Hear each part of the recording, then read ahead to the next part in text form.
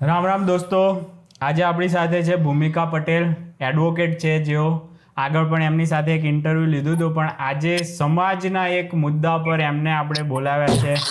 એમનો પણ થોડોક વિરોધનો સ્વર હતો. અત્યાર સુધી જે મેં આગળ દિનેશ બાંભણિયાનું ઇન્ટરવ્યૂ લીધેલું એમાં જે સ્પેશિયલ મેરેજ એક્ટ વગેરેનો દુરુપયોગ થાય છે, જેના કારણે એમની ચિંતા છે ને એ લોકો થોડુંક આંદોલન કરી રહ્યા છે.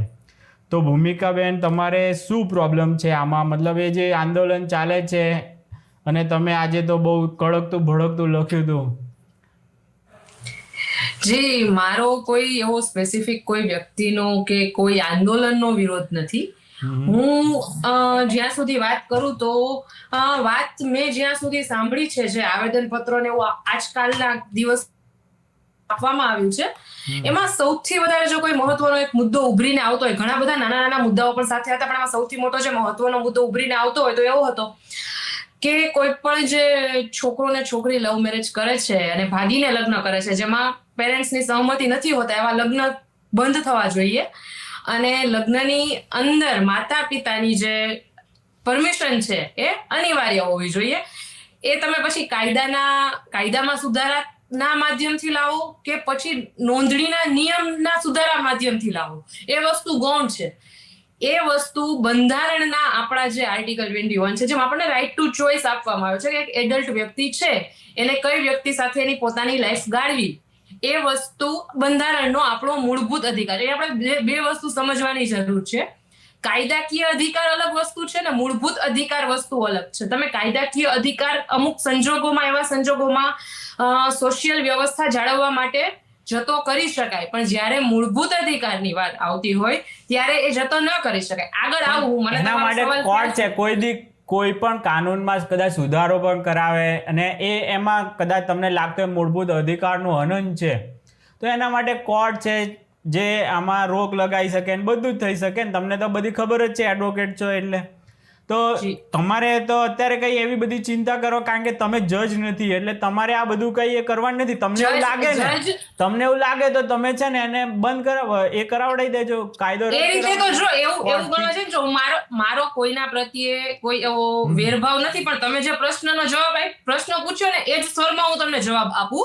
તો જેમ હું કોઈ જજ નથી, એમ જે આંદોલન કરી રહ્યા છે એ લોકો, કે તમે પણ સરકાર નથી કે કાયદા બનાવવાની વાત કરો, તમે પણ સરકાર તમારી રજૂઆત કરો. મા બાપ છે, તમે જે છે ને દિનેશભાઈ બાંભણિયા જે છે ને, એમને રોજના અનેકો ફોન ગયા છે કે અમારી છોકરી સાથે આવું થયું તેવું થયું. પછી એમને કોઈને કઈ આંદોલન કરવાનો આજે કોઈને ટાઈમ નથી એવો, બરાબર?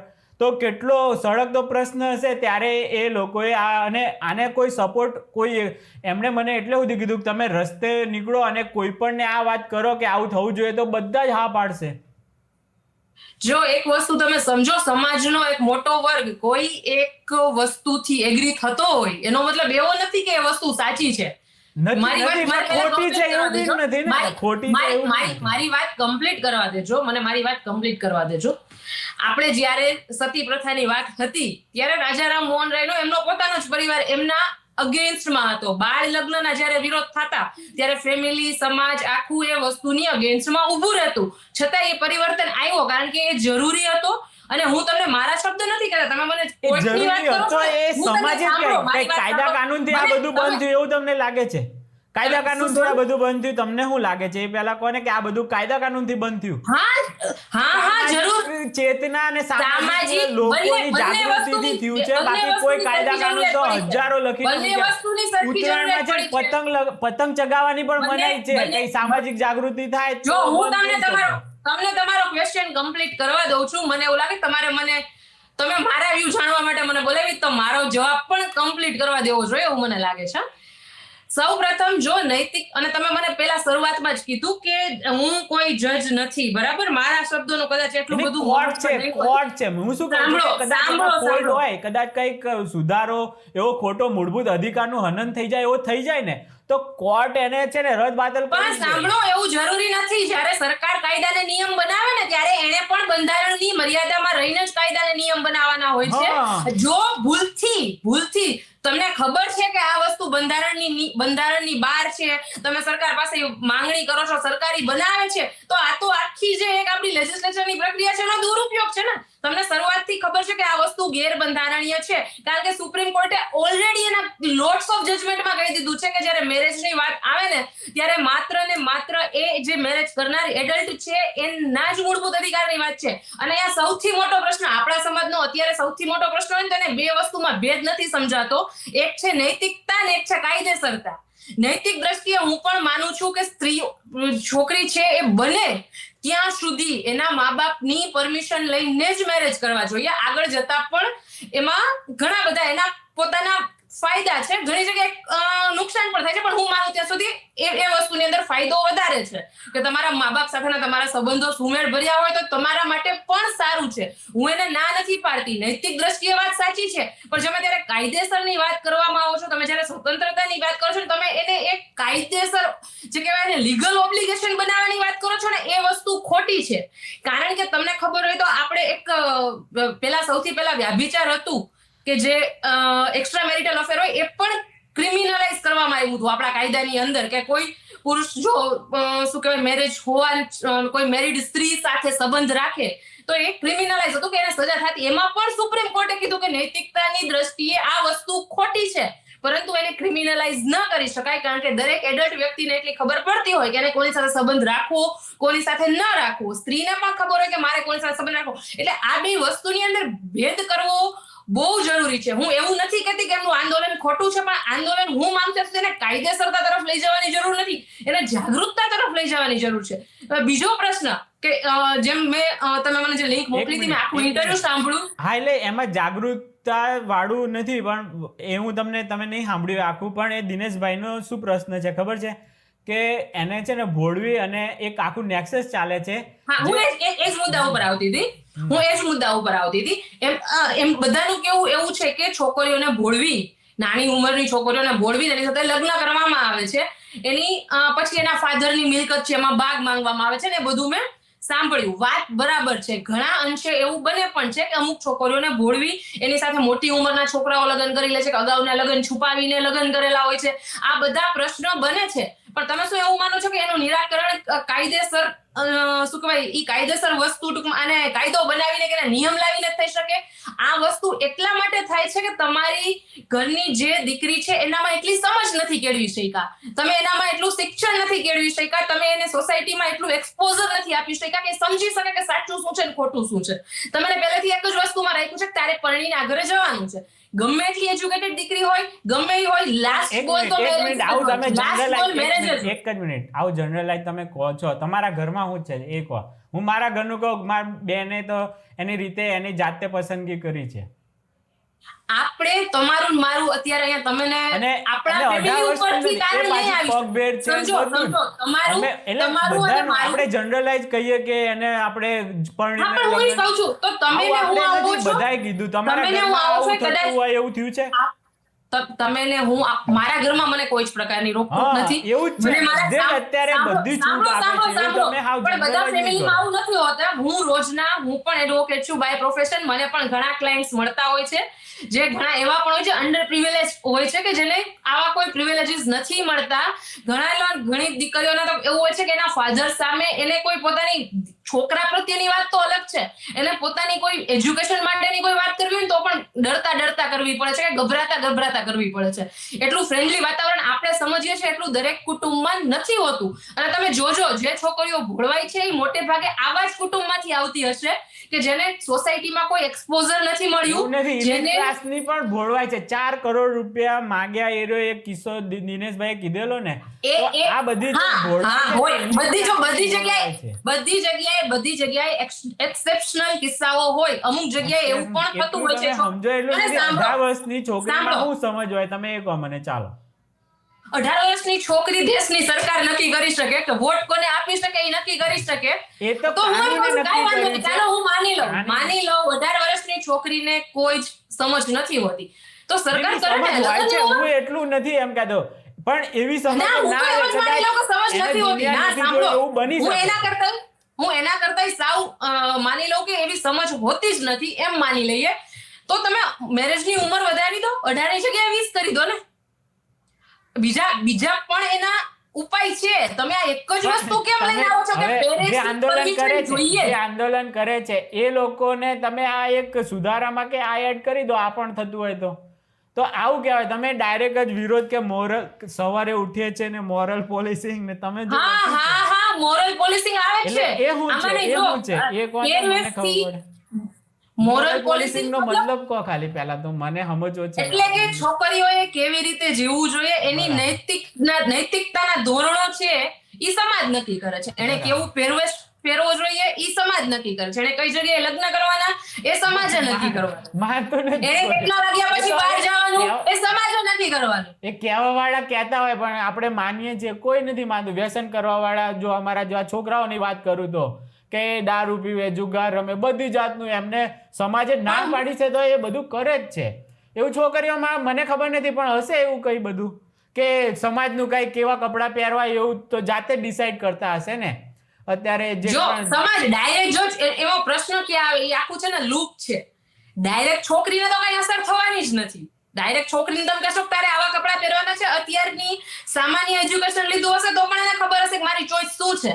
પણ પછી સમાજ ક્યાં જશે? એના છોકરી ઉપર દબાણ નહીં લાવી શકે, એના માતા પિતા પાસે જશે કે તમારી છોકરી જો આવા કપડાં પહેરીને ફરે, જો તમારી છોકરી આવું કરે, જો તમારી છોકરી ઇન્સ્ટાગ્રામમાં આવા ફોટો, એટલે એના મા બાપ એની છોકરીને સાંભળો, એના મા બાપ એની છોકરીને કહેશે કે જો ગામમાં આવી વાતો થાય છે, તું આ બધું રહેવા દે, તું આમ ન કર. પછી અંદરો અંદર વાતો થશે કે ચાલો તને જલ્દી પરણાવી દઈએ, કારણ કે હવે તો ગામમાં આવી વાતો થવા લાગી. એટલે આમ નહીં તો આમ દબાણ સર્કલની અંદર લાસ્ટમાં તો છોકરી ઉપર જ આવે છે. એટલે તમે જે વાત કરો છો ને એ અત્યારે જે લોકો વિચારે છે ને એ એકદમ એક જ વસ્તુ સાઈડ વિચારે છે. હું આમાં કહું છું, આમાં ખાલી છોકરીઓનો ગેરફાયદો નથી, છોકરાઓનો ગેરફાયદો પણ છે. કારણ કે બીજી વસ્તુ મેં જે ઇન્ટરવ્યુ સાંભળ્યું એમાં એવી માંગ કરવામાં આવી કે છોકરાઓ જો લવ મેરેજ કરવા માંગતા હોય તો એને છોકરીને એવું ડિક્લેરેશન આપવું જોઈએ કે હું તારી પ્રોપર્ટીમાં, સાંભળો મારી વાત સાંભળો, એવું ડિક્લેરેશન આપવું જોઈએ કે મારી પ્રોપર્ટીમાંથી તને આટલો ભાગ મળશે, તને તું લગ્ન કરીને આવીશ એવો મારા પ્રોપર્ટીમાં તારો આટલો ભાગ થઈ જશે. જો એના મા બાપ સંમત ન હોય તો, સંમત હોય તો આવી પ્રોપર્ટીના ડિક્લેરેશનની જરૂરિયાત નથી, એવું એમણે કીધું. જે મારા સમજ પ્રમાણે એમણે એવું કીધું. તો હવે શું તમને એવું નથી લાગતું કે ઘણી જગ્યાએ એવા પણ નેક્સસ બનશે કે માતા પિતા તેની છોકરીને કહેશે કે ભાઈ તું જઈને લગ્ન કરી લે, બરાબર, અમે સંમતિ નથી આપતા, તને એની પ્રોપર્ટીમાંથી ભાગ તો મળશે. ડાયવોર્સ ત્યાં ત્યારે છોકરાઓને ખાલી ભરણ પોષણ આપવું પડે છે, એની અંદર પણ આટલી અત્યાચારની વાતો આવે છે. ઘણા છોકરાઓને ખોટી રીતે હેરાન કરવામાં આવે છે, એ પણ અમે તમારા માધ્યમથી જ સાંભળશું. કાલ સવારે પછી છોકરાઓનો આ જ પ્રશ્ન હશે કે ઓહો, છોકરીઓની ફેવરમાં આવા પ્રશ્ન બન્યા તો હવે અમારું શું? હવે બીજી એક વસ્તુ તમને કહું, આમાં છે ને તમારે ક્રિમિનલાઇઝ કરવાની જરૂર નથી. સૌથી પહેલા જયારે વ્યભિચારનો કિસ્સો હતો ને, હું તમને એક્ઝામ્પલ આપીને કહું, ત્યારે કોર્ટે એવું કીધું કે એને તમે કોઈને વ્યભિચાર કરવા માટે સજા ના આપી શકો, પણ એનો મતલબ એવો નથી કે એની કોઈ પતિની પોતાના પત્ની પ્રત્યેની કોઈ જવાબદારી નથી કે ઈ એવા શું કે બાહ્ય સંબંધોમાં રહે તો પણ પત્ની એની સાથે રહેવું ને એના વિરુદ્ધ કઈ ફરિયાદ કે કઈ કાર્યવાહી ન કરતો. કોર્ટે એવું કીધું કે ડાયવોર્સનું ગ્રાઉન્ડ બની શકે. જો તમારો પતિ વ્યભિચારમાં રહે છે, તમારી પત્ની વ્યભિચારમાં રહે છે, તો ડાયવોર્સનું ગ્રાઉન્ડ બની શકે. ઇવન જો સ્ત્રીને વ્યભિચાર કરવાના પુરાવા હોય તો એને મેન્ટેનન્સ પણ મળવા પાત્ર નથી. એવા કોર્ટના સંખ્યાબંધ ચુકાદાઓ છે. તો આનો બેસ્ટ ઓપ્શન છે ને કે જે છોકરીઓ એના મા બાપની સહમતિથી લગ્ન નથી કરતી, તેના મા બાપને સિમ્પલ રસ્તો છે, કહી દે કે ભાઈ મારી પ્રોપર્ટીમાં તારો કોઈ ભાગ નહીં, હવે તું આગળ તારું જે થાય તું જોઈ લેજે. એટલે ક્રિમિનલાઇઝ કરવાની શું જરૂર છે? તમે એનાથી સોસાયટી તમે કટ ઓફ કરી નાખો. તમને નથી ગમતું કે તમારી દીકરી અન્ય જગ્યાએ લગ્ન કરે, તમને એવું લાગે છે કે એ જે છોકરાએ લગ્ન કર્યા એ મારી પ્રોપર્ટી માટે કર્યા છે, તમે સિમ્પલ રસ્તો કરો ને કે જે છોકરા સહમત નથી તો છોકરીનો પ્રોપર્ટીમાંથી કોઈ ભાગ નહીં, પ્રોપર્ટીમાંથી છોકરીઓને કોઈ ભાગ નહીં મળે. એટલે 50% લોકો તો એમને જ બંધ થઈ જશે. જો આવું નેક્સસ ચાલતું હોય પ્રોપર્ટી માટે, તો જ્યારે કોઈ ભાગ જ નહીં રહે, છોકરીનો હક જ નહીં રહે, તો છોકરો શું કામ ફસાવશે? બરાબર. તો એમને પ્રશ્ન પ્રેમ લગ્ન વાળામાં તમારે આટલા હાર્શ પગલા લેવાની શું જરૂર છે? જી, શું હાર્શ કયા પગલા લીધા છે? મતલબ કઈ માંગણી તમને હાર્શ પગલા લેવડાવવાની વાત છે? લીધા નથી. કારણ કે મેં એક જગ્યાએ જો હું તમને પહેલા ચોખવટ કરી દઉં કે તમે જે ઇન્ટરવ્યુ લીધું દિનેશભાઈ બાંભણિયાનું, હું પણ એક સમયે પાટીદાર આંદોલનનો હિસ્સો હતી. જે અનામત આંદોલન થયું એમાં હું પણ હિસ્સો હતી. એટલે હું કોઈ વ્યક્તિનો વિરોધ નથી કરતો. અને આ એક એમને દિનેશ બાંભણિયાનું એક ને એમની બીજી કાર્ય હું સમર્થન કરું છું કે એમના સમાજ લેવલે બીજા ઘણા કાર્ય બહુ સારા છે. હું કોઈ મારો વ્યક્તિ પ્રત્યેનો વિરોધ નથી, કારણ કે બધાએ સમાજ માટે સારું કામ કરેલું છે, અન્ય સમાજ માટે પણ સારું કામ કરેલું છે. પણ એનો મતલબ એવો નથી કે કોઈ વ્યક્તિ નો કોઈ એક મુદ્દો ખોટો હોય ને હું એનો વિરોધ ન દર્શાવું. એટલા માટે અને દિનેશભાઈ બાંભણિયાની એકની વાત નથી, આવા આવેદનો ઠેર ઠેર જગ્યાએથી અલગ અલગ સમાજના લોકો દ્વારા આપવામાં આવ્યા છે અને ઘણા મેં ન્યૂઝના માધ્યમથી જોયું છે કે જ્યાં અલગ અલગ માંગ રાખવામાં આવી છે. અને એમાં સૌથી મોટો મહત્વનો મુદ્દો ઉઠીને આ આવતો હતો કે માતા પિતાની પરમિશન હોવી જોઈએ. હા, પછી બીજી એક બહુ મહત્વની વાત, એક મા બાપની પરમિશન હોવી જોઈએ એમ કીધું છે. એમાં તો ખાલી એટલું જ છે કે 45 દિવસ અગાઉ એક નોટિસ મોકલીને જાણ કરો, કારણ કે જો કોઈ આમ નોંધણી તમે કરો છો, એક રજીસ્ટ્રેશન ખાલી એક તમને ખબર હશે જમીનનું એ થતું હોય તો એના એરિયામાં થાય છે. પ્લસ હું ત્યાં જ આવતી છું. આવી જાવ તો જો હવે સૌથી મોટો પ્રશ્ન એ આવ્યો, એમણે પહેલા તો જો એક પ્રોપર્ટી વસ્તુ અલગ છે, લગ્ન વસ્તુ અલગ છે ને દીકરી વસ્તુ અલગ છે, બેને કમ્પેર ના કરી શકાય. છતાંય સાંભળો, એમનો ઇન્ટેન્શન કોઈ ખરાબ નહીં હોય. લગ્નનું નોંધણી થાય છે કે નહીં થતી? સોરી, પ્રોપર્ટીની જેમ લગ્નની નોંધણી થાય છે કે નથી થતી? લગ્નની નોંધણી ને પ્રોપર્ટીની નોંધણી એક કચેરીએ થાય છે, પણ બેની પ્રોસિજર અલગ અલગ હોય છે. કચેરી એક હોય છે, નોંધણી તો કરાવી જ પડે છે ને. અને નોંધણી થાય છે કે એમાં કોઈ વિવાદ નથી વગેરે આ ટાઈપનું હોય છે, તો આ ટાઈપમાં પણ થોડુંક ધ્યાન આપે કે વિવાદ નથી ને આ લગ્નમાં. આવું ખાલી એક સિમ્પલ એના મા બાપ 45 દિવસ હું મારો સિમ્પલ પ્રશ્ન એક છે, એક છોકરો છે, એડલ્ટ છે, જેને તમે ગણો છો કે જે સરકાર નક્કી કરવા માટે સક્ષમ છે, જે વ્યક્તિ વોટ આપવા માટે સક્ષમ છે, જે આખી દેશની સરકાર નક્કી કરવા માટે સક્ષમ છે, ઈ વ્યક્તિને તમે પોતાનું ભવિષ્ય નક્કી કરવાનો અધિકાર નથી આપતા. હું એમ કહું છું કે છોકરો છે, એક છોકરી છે, સાંભળો મારી વાત સાંભળો. કોઈ તમે આવડો મોટો ડિસિઝન લો છો, આખા જીવનનું આટલું મોટું ડિસિઝન, તો એનાથી કોઈને અંધારામાં રાખીને શું ફાયદો છે? એ વ્યક્તિઓ બંને સાઈડના મા બાપને ખબર પડે, બંને સાઈડના મા બાપને ખબર પડે તો વાંધો શું છે? પણ પ્રશ્ન જ ક્યાં આવે છે ને, આ મારું ઓબ્ઝર્વેશન નથી. હું તમને હવે એક કેસનું નામ કહી દઉં. સુપ્રીમ કોર્ટનું ઓબ્ઝર્વેશન છે. આ છે હાડિયા કેસ છે, સફીન જહાં વર્સિસ અશોકનના કેસનું, સુપ્રીમ કોર્ટનું, અને લેટેસ્ટ જજમેન્ટ છે 2023 આસપાસનું, બહુ જૂનું નથી. જજમેન્ટમાં કોર્ટે સીધું કીધું છે કે બે એડલ્ટ્સે મેરેજ કરવા એ બે એડલ્ટ્સ વચ્ચેનો પ્રશ્ન છે. હવે આમાં સ્પષ્ટ રીતે કીધું છે કે તમે એવી એને ન કહી શકો કે તમે એના પેરેન્ટ્સને નોટિસ કરો. આ મુદ્દો આમાં આવ્યો હતો અને એમાં કોર્ટે કહી દીધું છે કે જો તમે નોટિસ કરો, એનો સીધો મતલબ એમ થાય છે જો બે વ્યક્તિને ભાગીને લગ્ન કરવાની જરૂર ત્યારે જ પડે. ઓબ્વિયસ છે કે એના મધર ફાધરને વિવાદ હોય. જો એનો પ્રશ્ન ન હોય તો આરામથી અરેન્જ મેરેજ થવાના જ છે. હવે કોઈ વ્યક્તિ રજીસ્ટર કરાવવા માટે આવ્યા છે લગ્ન, તો એનો સીધો મતલબ એમ છે કે એના મા બાપ રાજી નથી. તો હવે તમે પાછા એના મા બાપને જાણ કરો છો, એટલે તમને છોકરાના અને છોકરીના કોઈ એક લોકેશનની એના મા બાપને જાણ થશે. પછી ત્યાં છોકરા પક્ષવાળા લોકો આવશે, છોકરી પક્ષવાળા લોકો આવશે, અને જે સંઘર્ષ થશે ને હિંસાના બનાવ બનશે, એના માટે તમારી પાસે પૂરી પોલીસ ફોર્સ નથી. કારણ કે ઓનર કિલિંગના પ્રશ્નો બન્યા ત્યારે કોર્ટે કીધું હતું કે તમે એ જે કપલ્સ છે એને જેવા ખાસ કરીને જેવા ખાપ પંચાયત વાળા ગામોમાંથી આવતા હોય છે છૂટાછવાયા, એને તમે પોલીસ પ્રોટેક્શન આપો. ત્યારે પોલીસ એમ કહે છે કે અમારી પાસે એટલી ફોર્સ નથી કે અમે દરેક કપલને પ્રોટેક્શન આપી શકે. તમારી પાસે જો એટલી પોલીસ ફોર્સ નથી, તમારી પાસે એટલી મશીનરી નથી, તો તમે એવા કાયદા શું કામ લાવો છો કે જેના કારણે હિંસામાં વધારો થાય? 30 દિવસનો પીરિયડ છે ને, એ જ બહુ ખતરનાક છે. જે 30 દિવસની તમે નોટિસની વાત કરો છો ને, એ 30 દિવસની નોટિસની અંદર 30 કે 45 દિવસ જે પણ નક્કી છે, કારણ કે જે નક્કી નથી એટલે 30 દિવસની કે 45 દિવસની નોટિસ આપશે, તો એ 45 દિવસના ગાળામાં તમને એ ખબર છે કે છોકરીના મા બાપ દ્વારા છોકરા ઉપર કેટલી ખોટી ફરિયાદો થશે? અપહરણથી માંડીને કેટલી ખોટી ફરિયાદો થશે? છોકરીઓએ સફર નથી કરવાનું, છોકરાઓ એટલું જ સફર કરવાનું. જો છોકરાઓ એવું માનતા હોય કે અમનાથી કઈ ફેર નહીં પડે, તો એને પણ એટલો જ ફેર પડશે. સામે ફરિયાદો દાખલ થશે, અપહરણથી માંડીને દરેક ખોટી ફરિયાદ દાખલ માટે થોડું અઘરું થાય તો વાંધો શું છે તમને? તમારે જો પ્રશ્ન જ આ છે કે જ્યારે છોકરીઓના રાઈટની વાત આવે ને, ત્યારે તમે છોકરાઓને સાવ સાઈડલાઈન કરી નાખો. જ્યારે છોકરાઓના રાઈટની વાત આવે ને, ત્યારે છોકરીઓને સાઈડલાઈન કરી નાખો છો. બે બાજુ બેલેન્સ જાળવીને ચાલવું જરૂરી છે. આ વસ્તુ અઘરી થવી જોઈએ ને. આ કોઈ રમત તો છે નહીં. લગ્ન કરવા એ 2 વર્ષમાં છૂટાછેડા થઈ જાય ને આ થઈ જાય ને એમાં હિંસા થાય, તમે એવું માનો છો? કોઈને કોઈ એક પતિ પત્ની કોઈને મારી નાખે ને આવા બધું ઘણું બધું થતું હોય છે તો એ પણ હું પછી તમને થતું ઈ કહું હોય છું કે આ બધાય પ્રશ્નો બને છે અને હું સૌથી મોટો પ્રશ્ન ક્યાં આવશે ખબર છે?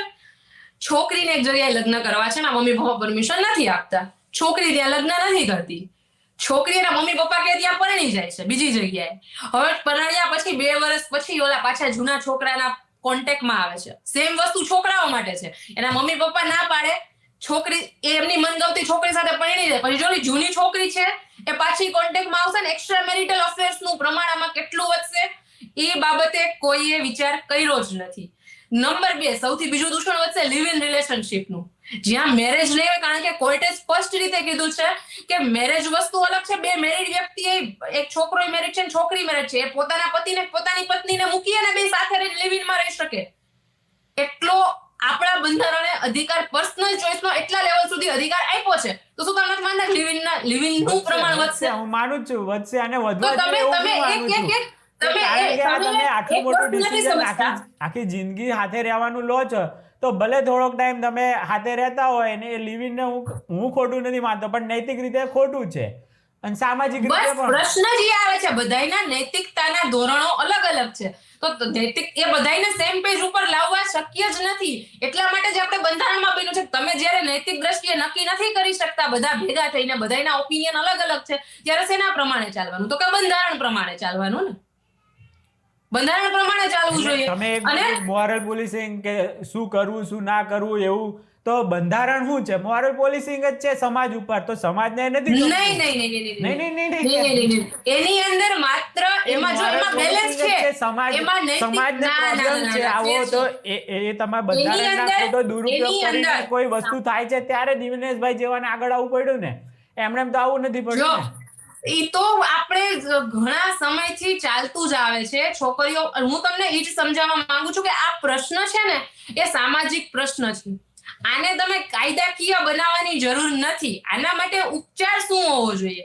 તો કે સમાજમાં જાગૃતતાના કાર્યક્રમ થવા જોઈએ. આ એવું હોવું જોઈએ, આ તમે કોઈની ઉપર લાદી ન શકો, આ સમજાવવું પડે. કલ્ચર છે ને અંદરથી આવે, ક્યારેય કોઈના ઉપર લાદવાથી ન આવે. તમારે તમારા કલ્ચરની વેલ્યુઝ સમજાવવી જોઈએ. તમારે એને છોકરી છે તો એના ફાધર વચ્ચે એટલું કોમ્યુનિકેશન આવવું જોઈએ કે એનો બાપને સીધું સમજાવી શકે, ભાઈ જો આ છોકરો તારા માટે સારો છે, આ છોકરો તારા માટે ખરાબ છે, તારે આટલું જોવાનું છે. અમને તારા રિલેશનશિપ થી કઈ વાંધો નથી, પણ તારે જોવાનું છે કે છોકરામાં આટલી વસ્તુ હોય તો આખી લાઈફ ખુશ રહી શકે.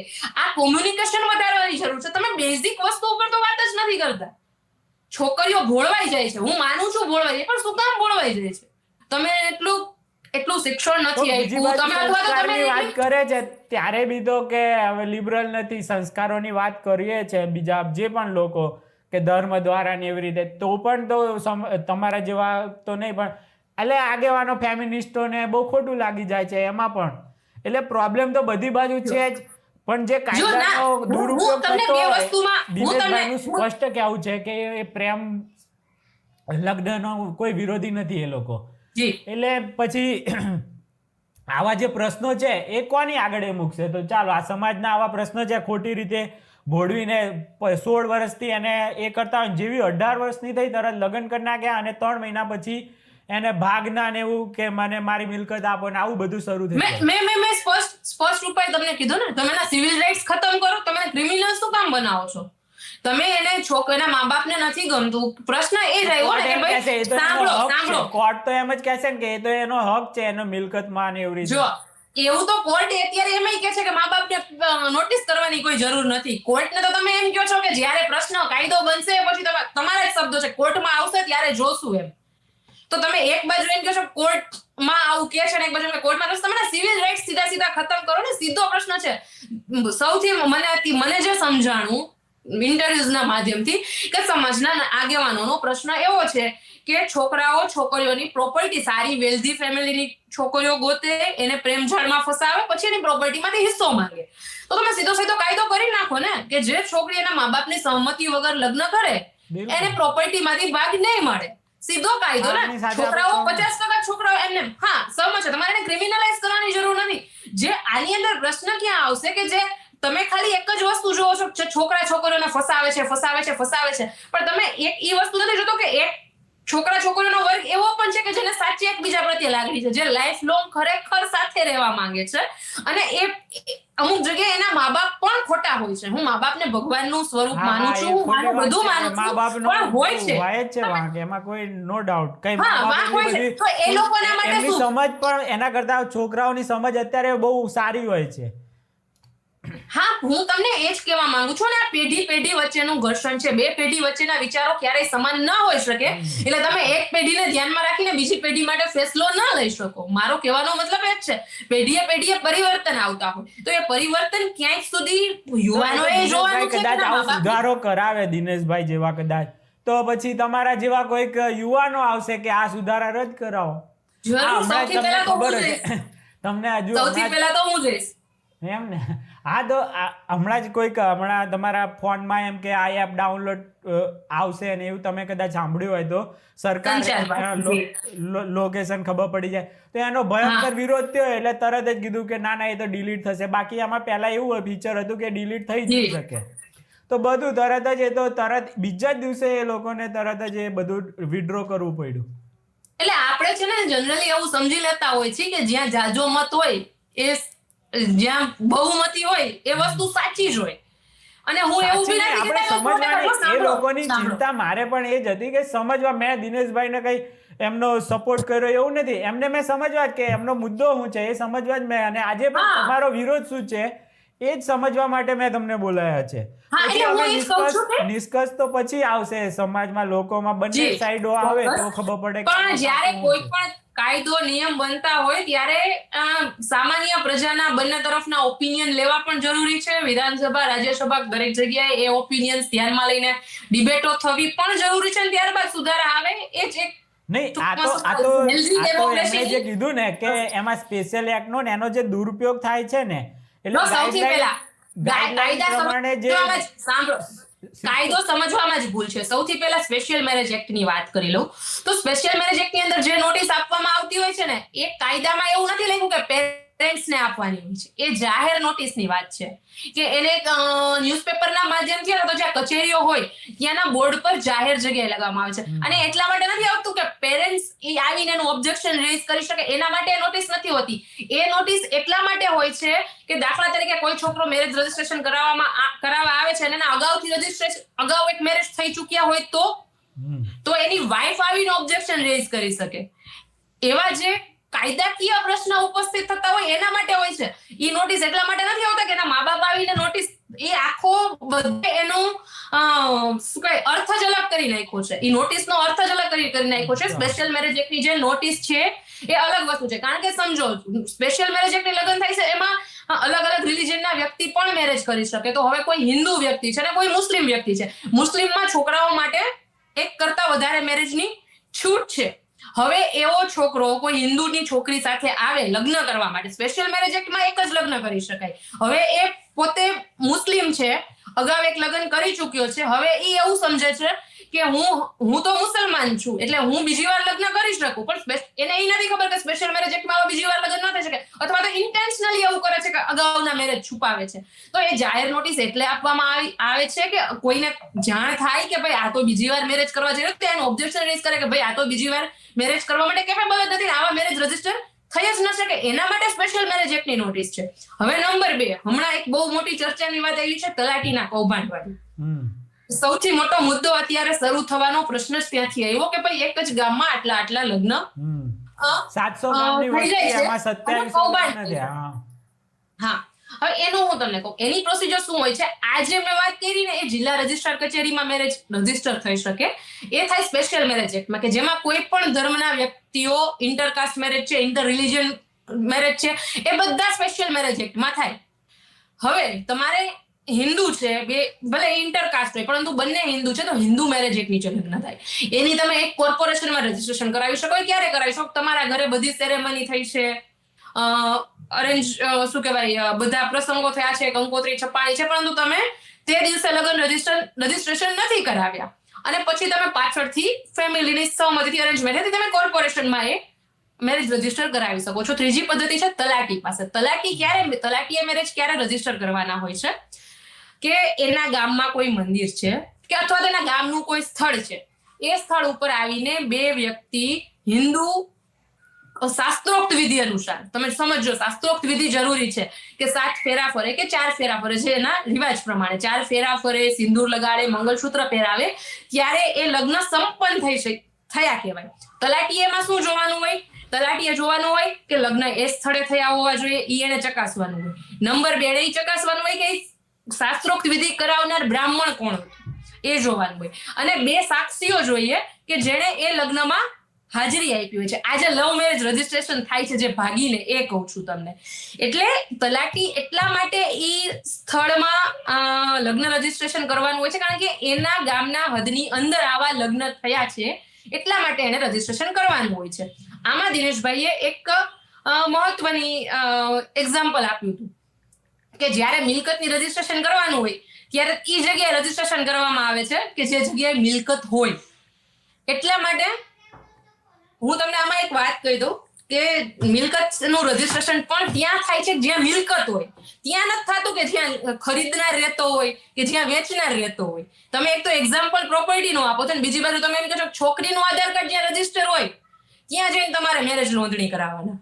આ તો સીધે સીધું એવું છે કે છોકરી એક તો ઓલરેડી એના મા બાપથી વિરુદ્ધ જઈને લગ્ન કરે છે, બધાને ખબર છે. હવે તમે એને એ વસ્તુ માટે કમ્પેલ કરો છો કે તમે ઈ જ જગ્યાએ જઈને કે જ્યાં તમારા મા બાપ રહેશે ત્યાં જ જઈને તમે મેરેજ રજીસ્ટ્રેશન કરાવો તો આનું હેરેસમેન્ટ થયું ને એક પ્રકારનું, કે તમે એને પ્રેશરમાં લાવો છો કે તમારે ત્યાં જઈને રજીસ્ટ્રેશન કરાવવાનું. મિલકતમાં પણ જ્યાં મિલકત હોય ત્યાં રજીસ્ટ્રેશન કરાવવાનું હોય છે. તો લગ્નમાં પણ એ કાયદો બરાબર જ છે કે લગ્ન જ્યાં થયા છે ત્યાં તમે રજીસ્ટ્રેશન કરાવો ને. છોકરો રહેતો હોય ત્યાં કે છોકરી રહેતી હોય ત્યાં એનાથી કોઈ ફેર નથી પડતો. જેવી રીતે મિલકતમાં ખરીદનાર ક્યાં રહે છે એનાથી ફેર નથી પડતો, વેચનાર ક્યાં રહે છે એનાથી ફેર નથી પડતો, પ્રોપર્ટી ક્યાં છે એનાથી ફેર પડે છે. એટલે આ તમે જે એક્ઝામ્પલ આપો ચિંતાને તો કેવી રીતે સોલ્યુશન લાવશું? ચાલો તમે વિચાર કરો, 18 વર્ષ સુધી રાખી હોય પોતાની આ છોકરીને, એકદમ જ આટલું મોટું ડિસિઝન લે ને એના મા બાપને ખબર જ ના હોય. છોકરાની પણ વાત છે, ચાલો તમે પાછા કહેશો કે છોકરીનું જ, એટલે એવું નહીં, બંને આવી રીતે આવડું મોટું ડિસિઝન લે અને એ લોકોને ખબર જ ના હોય તો આ તો યોગ્ય જ નથી ને, કોઈ રીતે આ યોગ્ય નથી. એના માટે પછી જે પણ કદાચ તો લગ્ન કર્યા વગર સાથે રહો, તમારી બેને સાથે જ રહો. તમે જો આવી વાત કરતા હોય ને તો કાલ સવારે હું તો એક ખાપ પંચાયતને સાચી માનીશ કે જેને મા બાપ દીકરીઓ 12 વહી જતી તો દાખલો બેસાડવા માટે એની દીકરીઓને મારી દેતા. જો આવી રીતે વિચારવા બેસીને તો એ લોકો પણ સાચા હતા. એમ નથી, છોકરી આવડું મોટું ડિસિઝન લે છે, બંધારણમાં રાખવા છે, એનું લોજિક હું સમજી નહીં શકતો કે મા બાપ આપણે બંધારણવાળા દેશમાં તમારી સાથે સહમત નથી તો તમને કઈ મારી થોડા નાખવાના છે. અત્યારે તો અહિંસાનો યુગ છે તો અત્યારે થોડા તમને ક્રિમિનલાઇઝ કરવાની જ વાત થઈ. સાંભળો નહીં, લગ્ન નહીં થાય. એકવાર સાંભળો, છોકરા અને છોકરી બંને સાથે ભાગી ગયા, બરાબર, પછી મા બાપની પરમિશન ન મળી, છોકરી પાછી આવી ગઈ એના ઘરે, તો શું છોકરાવાળા છોકરી પાસે છોકરા ઉપર ખોટા કેસો ફાઇલ નહીં કરાવડાવે? એ હેરેસમેન્ટ નહીં થયું? એના પ્રેશરમાં પાછી હું કામ આવી ગઈ? તો પછી પાછી હું કામ આવી ગઈ? તું તો ભાગીને ગઈ હતી તો પાછી હું કામ આવી ગઈ? તમે લગ્ન, એક તો તમે ભાગીને જઈને લગ્ન નથી કરવા દેતા એને, તો તમે એવું કહો મા બાપની પરમિશન ન હોય તો લગ્ન ન થવા જોઈએ. એક તો એ લગ્ન કરી નથી શકતી. પરમિશન એવું નથી કહેતો હું, પરમિશન એ ગયા એ પરમિશન આપવાને જ નથી, પણ ખાલી જાણ કરવાની વાત છે, ખાલી જાણ કરવાની. કઈ વાંધો નહીં, તમારા પ્રશ્નનું સોલ્યુશન આપી દો. તમે એમ કહો છો કે મા બાપને જાણ થવી જોઈએ, તો 45 દિવસના ટાઈમ પિરિયડની શું જરૂર છે? તમે એને ગેપ આપવા માંગો છો કે આ સમય દરમિયાન છોકરાઓ ઉપર ખોટા કેસીસ ફાઇલ કરાવે? 45 દિવસની અંદર મા બાપને ખબર પડી જવી જોઈએ કે હા ભાઈ એના છોકરા. પણ એ તો તમે લગ્ન નોંધણી કરાવ્યા પછી પણ નોટિસ આપી શકો છો. નોંધણી થઈ ગયા બાદ આવડું મોટું એક ડિસિઝન લઈ લીધું અને એ પછી તો એ પહેલા તમે આપો તો બે સહમત થવા વિચાર કરે. જો તમારી વાત કદાચ બની શકે છે કે પછી સહમતિથી લગ્ન થઈ જાય. તમારી વાત નૈતિક દ્રષ્ટિએ સાચી છે, પણ આપણા બધા લોકોનો હું તમને કહું છું ને, હજી પ્રશ્ન ઈ જ છે કે તમે નૈતિકતા, કાયદેસરતા અને અધિકારી અને રાઇટ ટુ ચોઇસ માં ડિફરન્શિએટ નથી કરી શકતા. એક એડલ્ટ વ્યક્તિ છે, એને કોની સાથે પરણવું એ એની મનની, સાંભળો મારી પૂરી વાત સાંભળો, એના મનની વાત છે. હવે તમે એમ કહો છો કે એના માટે તમારે તમારા મા બાપને કહેવું જ પડે, એટલે જે મા બાપ ઓલરેડી રાજી નથી, કારણ કે દીકરી એમને એમ તો નહીં ભાગી ગયો, સાંભળો, એને 100% વિશ્વાસ હશે કે મારા ઘરના રાજી નહીં જ થાય, અથવા તો 1-2 વાર પ્રયત્ન કરી લીધા હશે એના મમ્મી પપ્પાને સમજાવવાનો અને એના મમ્મી પપ્પા નહીં માન્યા હોય, પછી એ દીકરી ભાગી હશે તો હવે તમે એના ઉપર એવું બોધરેશન લાવો છો, એને એટલો માનસિક એમાંથી તમે એને પ્રાણે પસાર કરો છો માનસિક ટ્રોમાથી. તું તારા મધર ફાધર ને કે એટલે આ 45 દિવસ દરમિયાન તમારે કન્ટિન્યુ પોલીસ સ્ટેશનના ધક્કા થાય, તમારે કચેરીઓના ધક્કા થાય. લગ્ન જેવા મૂળભૂત અધિકાર ભોગવવા માટે તમારે આટલી હર્ડલ્સનો સામનો કરવો પડશે કારણ કે તમારા મા બાપ રાજી નથી. અને હું એવું નથી કહેતી કે મા બાપ ખોટા છે. મા બાપની એના ઈ જે જ્યારે એ લોકો ઉછર્યા, જ્યારે સમાજનું જે વાતાવરણ હતું એ પ્રમાણે એમની વિચારધારા બરાબર છે, એના વિચારધારાને અનુસરીને ચાલે છે. હું એમને ખોટા નથી કહેતી. આ બે પેઢી વચ્ચેનું ઘર્ષણ છે અને એ પેઢીનું ઘર્ષણ આ કાયદાના માધ્યમથી વધશે. ઘટવાનો આમાં કોઈ પ્રશ્ન ઉપસ્થિત નહીં થાય અને એક પ્રોબ્લેમનું સોલ્યુશન લાવવામાં તમે બીજા 10 પ્રોબ્લેમ ઊભા કરશો. મેં તમને જેમ કીધું લિવિંગની વાત સમજી લો, આત્મહત્યાનું પ્રમાણ વધશે, ઓનર કિલિંગનું પ્રમાણ વધશે, એક્સ્ટ્રા મેરિટલ અફેર્સનું પ્રમાણ વધશે. તમે મા બાપને ખોટા નહીં કહેતા, હું કહી જ દઉં કે એ ખોટા છે એટલે જ તો ભાગીને લગ્ન કરે છે. તમે ખોટા છો અને તમને ખાલી જાણ થાય કે ચાલો હું લગ્ન કરી લઉં છું. આવી આમ હકથી ને દાદાગીરીથી કરવા જોઈએ લગ્ન. આટલી હિંમત કરે છે, થોડીક વધારે હિંમત કરી લેવી જોઈએ.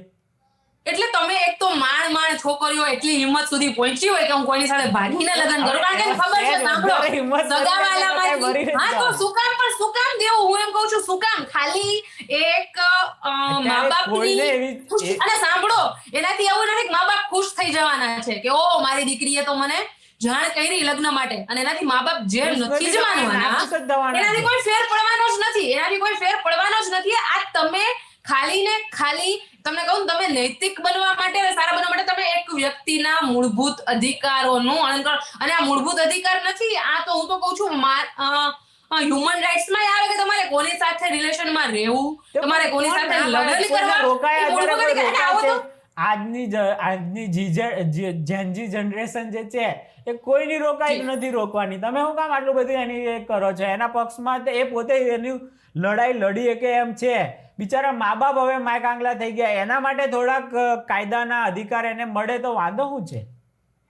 પણ મા બાપ કઈ રીતે માયકાંગલા થઈ ગયા? હું તમને એમ કહું છું જો પ્રશ્ન આમાં ખાલી એક જો આપણે બેઝિક લેવલ મૂળ સુધી પહોંચવાની જરૂર છે. જ્યારથી છોકરીની અંદર તમે શિક્ષણની શરૂઆત, મેં તમને એકની એક વસ્તુ વારે ઘડીએ કહું છું કે શરૂઆતથી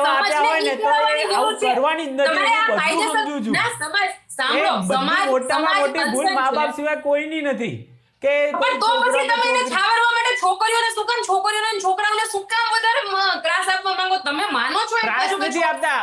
થોડા મા બાપ અત્યારે છે ને એમ સમજે કે અમને કાયદાના કારણે અમને દબાઈ દીધા છે તો થોડાક એમને લેવલમાં લાવો ને. પણ એમનો ઈગો જેનજીને બહુ આપી દીધું છે.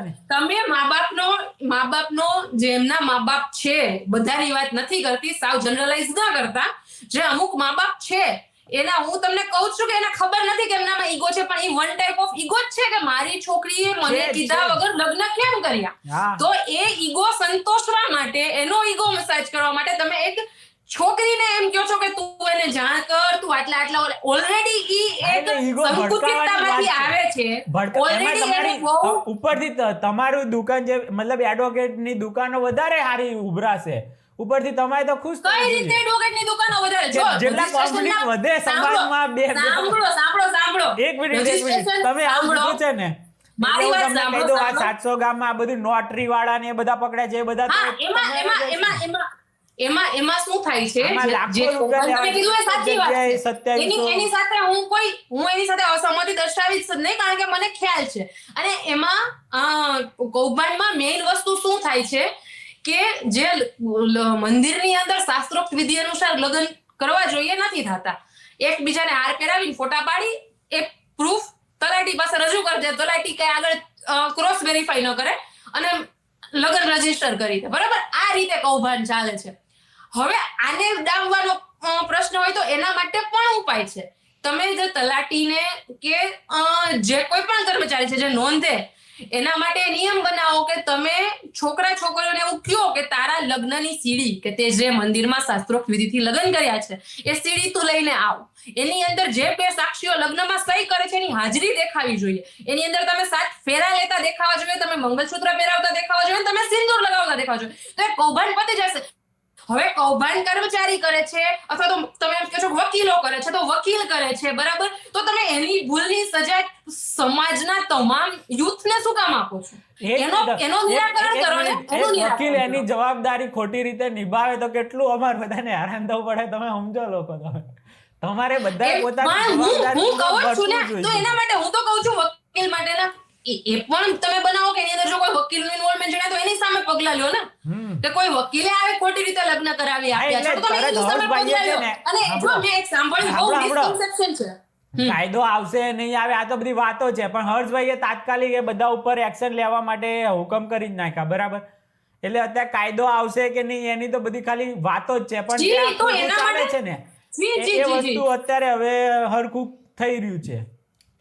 હા, તો એ જ કહું છું ને, તમારો જે બેઝિક પ્રશ્ન છે એને સોલ્વ કરો ને. તમે બેઝિક પ્રશ્ન સોલ્વ નથી solve કરતા. કરવા માંડ્યા છે. આ તો તમે ક્યાંક વાંચ્યો છે કે આવો કાયદો આવવાનો છે, એવું કાંઈ અત્યારથી આવવાનું નથી.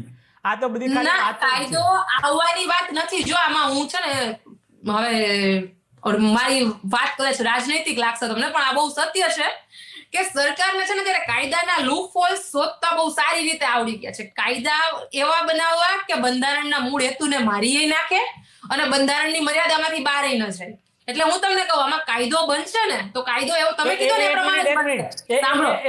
એક મિનિટ આવું કોણ બની આપે? એ વકીલો જ બની આપે ને? સરકાર કઈ જાતે હર્ષભાઈ ના, જાતે ના, કાયદા IAS જે- ઓફિસર હોય, એમના લો મિનિસ્ટર હા, હોય. ના, એ ના, તમે કાયદા દરેક બધા જગ્યાએ વકીલો ના હોય. એડવોકેટે હોય, એડવોકેટને જ ખબર હોય ને કે હા ભાઈ એડવોકેટ આમાંથી હશે આપણે પણ નીકળી ખાલી જવાનું. ઓનલી એડવોકેટ્સ ના હોય. હા, એટલે બધા જ હશે. બધા જ હશે, ફાઇનલ પણ- ડિસિઝન લેવામાં જો તમે સમજો કોઈ એક વસ્તુની ડિબેટ થતી હોય ને કોર્ટમાં તો પ્રોસિક્યુશનમાં પણ એડવોકેટ હોય ને ડિફેન્સમાં પણ એડવોકેટ હોય. એટલે તમે એડવોકેટને જનરલાઇઝ ન કરી શકો. એ બંને તરફનું ઇન્ટરપ્રિટેશન બતાવે. ફાઇનલ ડિસિઝન જજે લેવાનું હોય છે.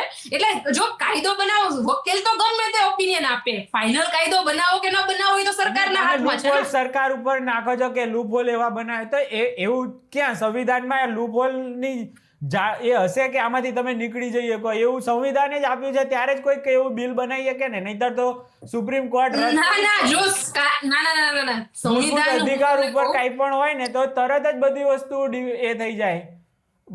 એને તમે શું કહો એ તમારી ભાષામાં એ બધું ચાલવાનું જ નથી. કોઈ પણ કેટલાય હારા બિલો હોય ને તો ખોટા સમજવું જરૂરી છે. જો બંધારણ એક સ્પેસિફિક ભાષામાં લખાયેલું છે, એનું ઇન્ટરપ્રિટેશન કરવાનું કામ સુપ્રીમ કોર્ટનું છે. કારણ કે એક જ વસ્તુના ઘણા બધા અર્થ થઈ શકે. એક વાક્ય લખેલું હોય એનું તો એ કામ કરવાનું ઇન્ટરપ્રિટેશનનું કામ સુપ્રીમ કોર્ટનું છે. હવે સરકાર શું કરશે? કાયદો એવો બનાવશે કે સુપ્રીમ કોર્ટ આમ ઇન્ટરપ્રિટેશન કરે કે આમ ઇન્ટરપ્રિટેશન કરે, સરકારનું કામ નીકળી જાય.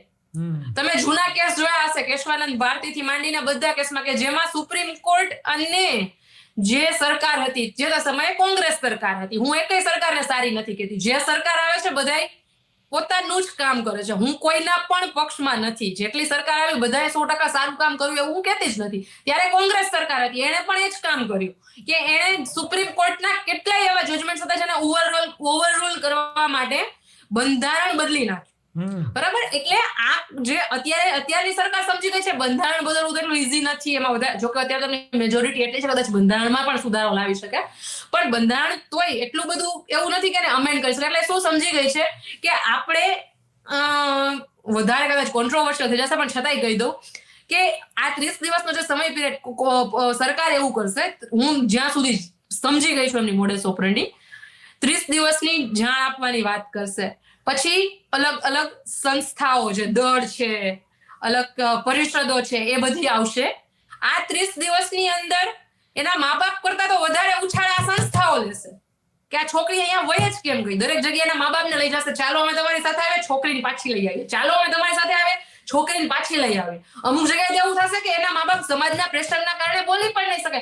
બેશક એના મા બાપ એના લગ્નથી રાજી નહીં હોય, પણ એવું પણ નહીં કરવા માંગતા હોય કે હું મારી છોકરી સામે કોઈ એક્સ્ટ્રીમ પગલા લઉં.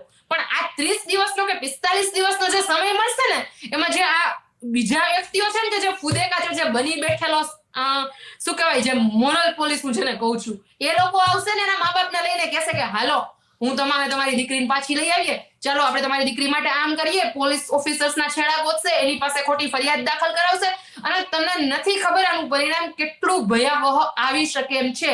ઓનર કિલિંગ જેને આપણે માંડ એક ઓલામાં લાવી શકીએ છીએ કંટ્રોલમાં, એ વસ્તુ વધી જાય ને એવી પણ શક્યતાઓ છે. એવું નથી કે વધી જ જશે, પણ એની પૂરી શક્યતાઓ છે. તો આવો કાયદો બનાવતા પહેલા આવી બધી પ્રશ્ન બાબતે પણ હું તો એમ કહું છું કે જો સમાજ પણ આવો કોઈ લેતો હોય તો એને પણ ઓપન ઇન્વાઇટ આપવું જોઈએ કે અમે આવું કરવા જઈ રહ્યા છીએ. કોઈ પોતાનો વિરોધ હોય તો દર્શાવો, આની અંદર કોઈ સુધારા હોય તો અમને કયો, અમે આમાં લઈએ. હું એવું નથી કહેતી કે એ લોકોએ ખરાબ ઇન્ટેન્શન થી કોઈ આવેદન બનાવ્યું કે કોઈ પ્રપોઝલ આપ્યું તો ખોટું આપ્યું હશે, પણ દરેક વ્યક્તિના વ્યૂ લેવા જરૂરી છે. દરેક કાયદાના જાણકાર હોય એનો વ્યૂ લેવો પણ જરૂરી છે.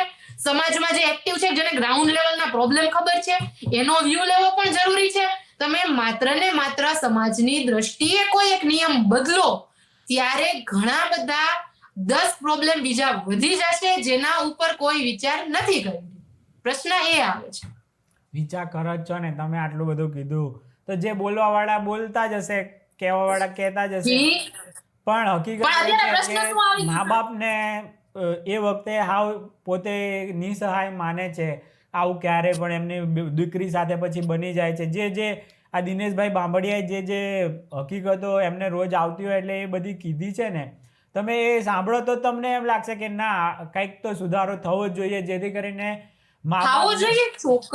ચોક્કસપણે થવો જોઈએ. હું એમાં ના કહેતી જ નથી. છોકરીઓને મોટા પ્રમાણમાં ભોળવવામાં આવે છે, હું એમાંય ના નથી કહેતી, પણ તમે આનો માત્ર ને માત્ર એક જ ઉપાય કરો છો કે રૂલ્સ લઈ આવો. તમે બીજા કોઈ ઉપાય વિશે તો વિચારતા નથી. રૂલ્સ નથી, એ જે ગાઈડલાઈન એ તો એ કહે છે કે આ રીતની નોટિસનું ને આ બધું છે જ, એ ઇમ્પ્લિમેન્ટ થાય ને એ રીતે. અને થોડું નહીં, નોટિસનું નથી, તમને મેં સમજાવ્યું, મિસકન્સેપ્શન છે. આધાર કાર્ડ વાળું જે છે એ એક વધારાનું છે કે આધાર કાર્ડ એ મિસકન્સેપ્શન છે મા બાપને. નહીં, મિસકન્સેપ્શન છે મા બાપને. ત્યાં લગ્નની નોંધણી થાય એવું કહેવા માંગે છે. તમે એમ કહો છો કે ના, એનાથી એને જ્યાં લગ્ન થાય ત્યાં નોંધણી થવા જોઈએ ને. હું તમારા જ એક્ઝામ્પલમાં તમને કહું છું, જ્યાં પ્રોપર્ટી છે ત્યાં મેરેજ રજીસ્ટર કરાવો છો, એ નજીકથી તો જ્યાં લગ્ન થયા ત્યાં જ મેરેજ રજીસ્ટર થવા જોઈએ ને. એ બરાબર વાત છે ને ત્યાં. હા, તો એમાં ખોટું શું છે? અને હું એવું નથી કહેતી કે સમાજનો પ્રશ્ન નથી. અત્યારે સમાજમાં આ પ્રશ્ન છે, પણ એનો ઉપાય અલગ છે ને. તમે એના ખોટા ઉપાય કરો છો કે જેમાંથી 10 પ્રશ્ન બીજા ઉભા થઈ જાય.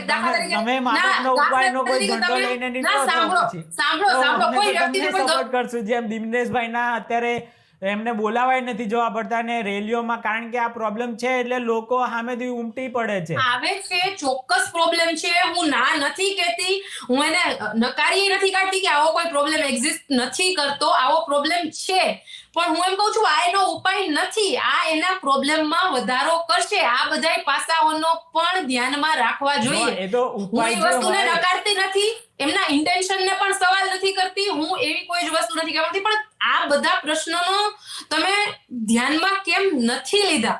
તમે સમાજની અંદર એવા શું કહેવાય, કારણ એનું હોય ને તો ત્યારે જ તમારા જેવા કોઈ એને રોકી દે કે આ ખોટું કરે છે, આમાં ખોટી નોંધણીઓ થઈ રહી છે.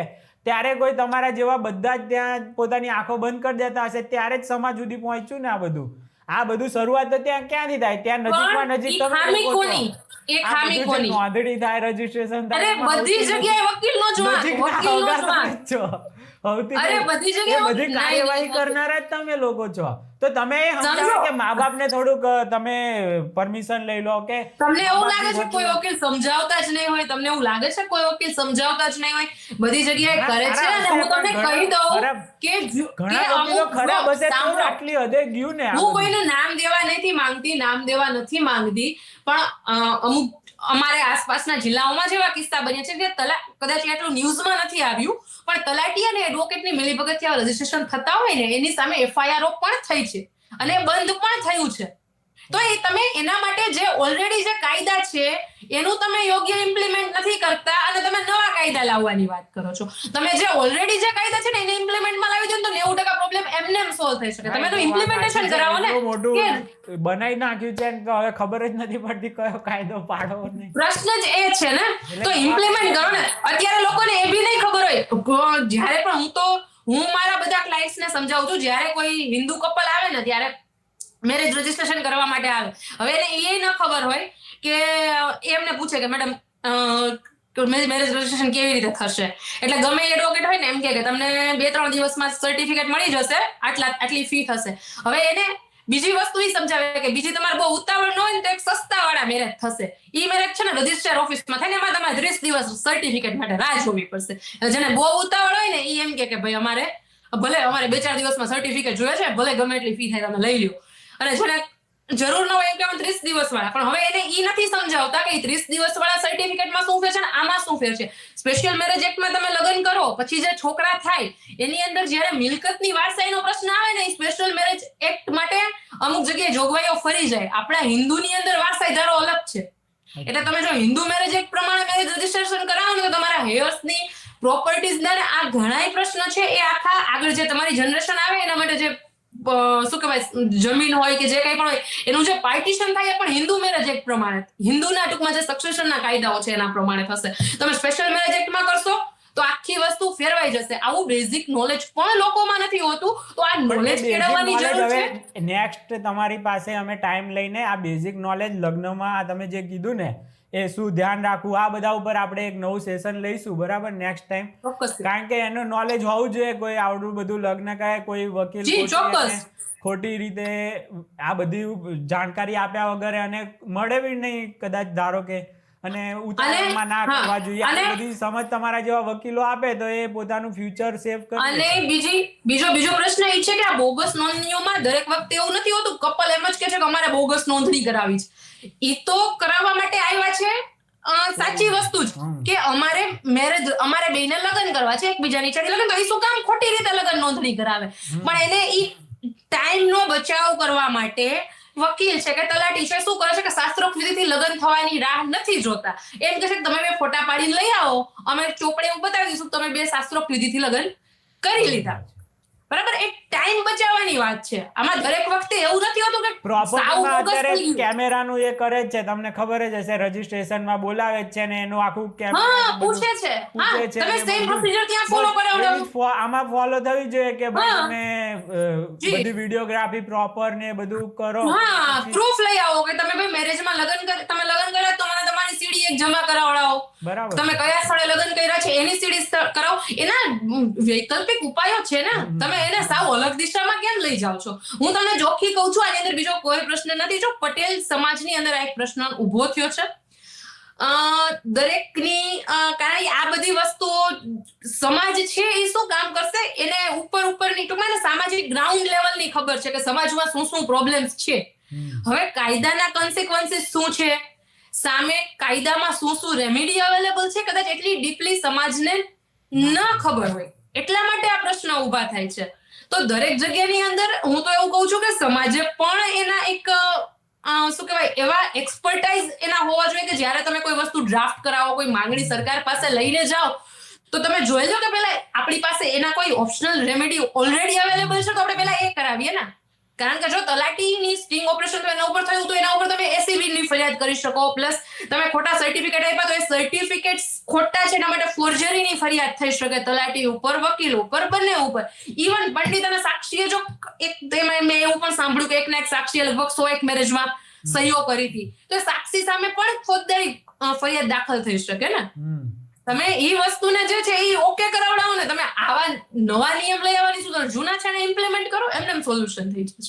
ઓકે, કઈ નહીં. તો હવે નેક્સ્ટ ટાઈમ આપણે એ સેશન રાખીશું કે લગ્નમાં નોંધણીમાં ઉતાવળ ના કરો, કે જે તમારે રીતે જે પણ સજેશન આપવા પડે ને જાગૃતતા લાવવી જોઈએ એના વિશે અમને ખાસ ફરીથી ટાઈમ આપજો.